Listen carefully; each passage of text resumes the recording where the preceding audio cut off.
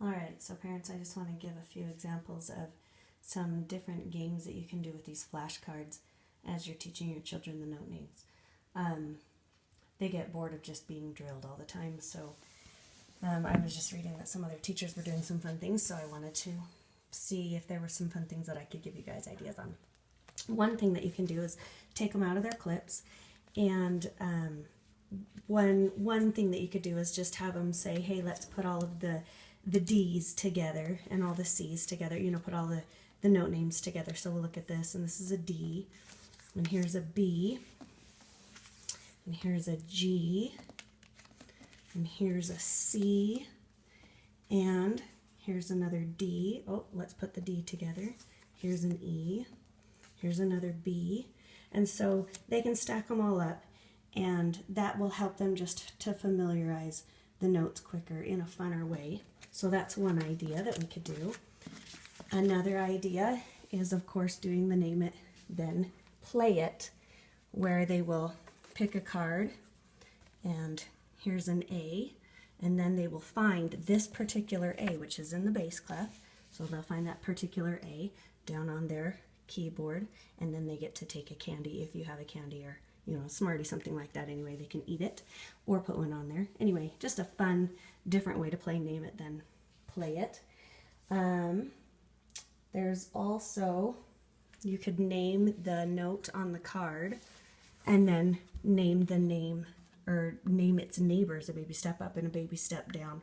So if this is A, then you would say its neighbor a baby step up would be B, and its neighbor a baby step down would be G. So that's also a good way to help them to put those relationships with it. Looking at my note card. All right, they can also name the note and then draw it. So if they keep on using the same one, here's a B. If we have this B, then they look at the card for a minute, then you can turn it over and have them draw that exact same note.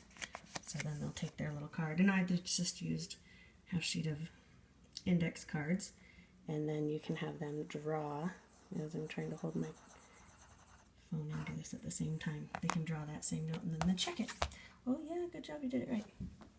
Another one that they could do is open the songbook to any song and just name the first note. Say, what's this first note?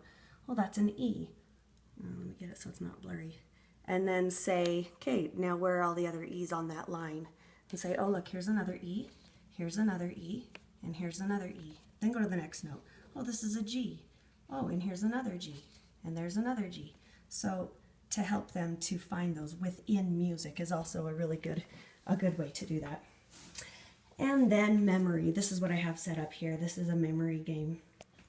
So I just took all of their purple cards, spread them out, and I made sure that there was 2 of every note in the cards, and then covered them up with my extra half sheets of my cut up index cards.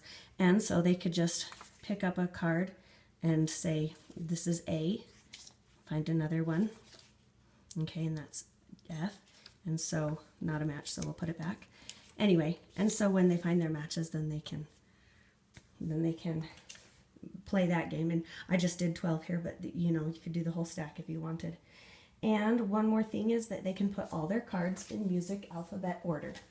And we can do that by, you know, setting them up like this and just seeing, let me show you what I'm doing. Anyway, oh, here's a good example because I think I have all my middle cards right here.